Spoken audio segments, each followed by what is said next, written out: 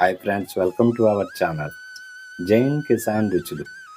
ఈరోజు మన కర్రీ తాలింపు తోటకూర.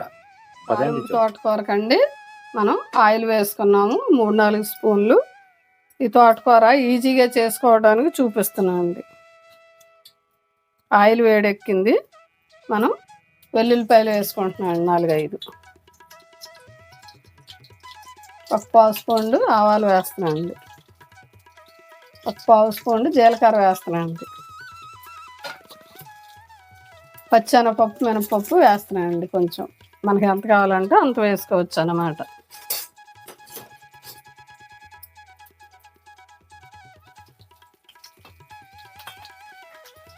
ఇప్పుడు పచ్చిమిరపకాయలు వేస్తున్నానండి 3. బాగుంటుంది తోటకూరలో పచ్చిమిరపకాయలు ఇలా వేస్తే. ఇప్పుడు ఎండుమిరపకాయ వేస్తున్నామండి, కొద్దిగా కరివేపాకు వేస్తున్నానండి,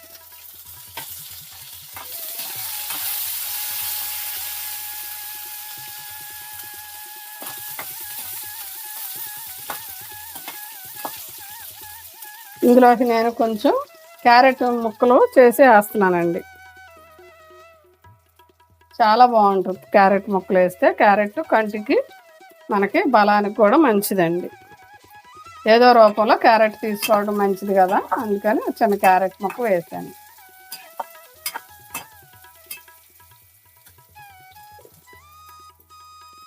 కొత్త వారు చూస్తే సబ్స్క్రైబ్ చేయండి, లైక్ చేయండి ఫ్రెండ్స్. తాలింపు తోటకూర చాలా పసుపు వేసానండి.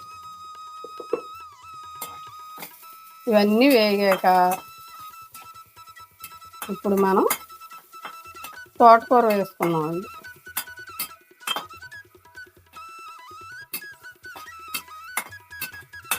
ఇప్పుడు క్యారెట్ తాలింపులు వేగినాయి కదండి, మనం తోటకూర వేసుకున్నామండి. తోటకూర శుభ్రంగా ఎక్కువ నీళ్ళతో కడిగి శుభ్రపరుచుకున్న తోటకూర వేస్తున్నానండి. 2 కట్టలండి. ఇలా మగ్గ పెట్టుకుని వేసుకుంటే బాగుంటుంది.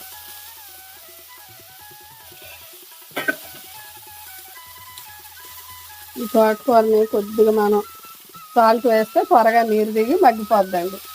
సాల్ట్ రుచికి తగ్గట్టు వేస్తున్నాము.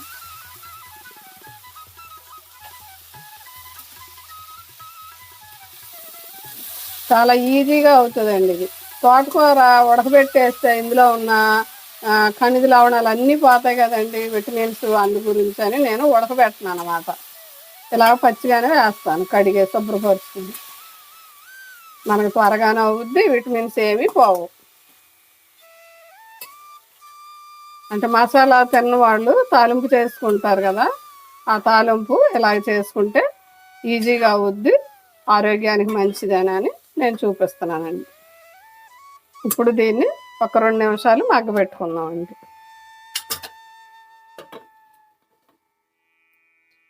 ఇదిగోండి, ఇప్పుడు మన తోటకూర ఎలా అయిందో చూద్దాం. చూసారా, అయిపోయింది.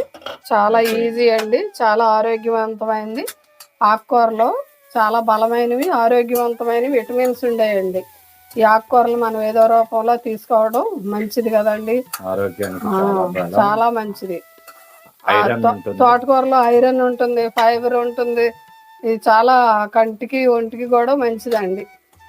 ఇలాంటి ఆకుకూరలో మనం ఏదో రూపంగా తీసుకోవడం చాలా మంచిది కాబట్టి ఈ వీడియో చేస్తున్నాను. తోటకూర తాలింపు ఇలా చేసుకోండి, చాలా ఈజీగా అవుతుంది. ఇందులో పచ్చి కొబ్బరి తురుము ఉంటే అది కూడా వేసుకోవచ్చండి. అయిపోయిందండి మన తోటకూర.